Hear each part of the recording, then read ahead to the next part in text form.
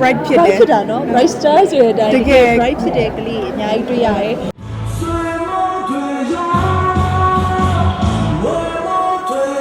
เจ้ามาท้าไล่တာနဲ့ကိုရုံကြည်ကြည်နဲ့သူတို့အနာဂတ်ကိုပြည့်စုံနိုင်တဲ့ဘဝတွေပိုင်ဆိုင်သွားအောင်ပညာရေးဖောင်ဒေးရှင်းကောင်းတဲ့တစ်ကြောင်းလို့ပြောပြရစေကလေးတွေရဲ့ထူးခြားမှုကတော့တကယ်အံခမ်းမို့နော်သူတို့ဒီအကြောင်းကကြတော့လေဟိုဘယ်လိုလဲစာတစ်ခုတည်းကိုပဲအဓိကထားပြီးသင်တာမဟုတ်ဘူးလေသူတို့ရဲ့ဟို mentally ရော social ဘိုင်းတွေရောအကုန်လုံးကိုညံ့ညံ့တက်တာလေးပေါ့နော်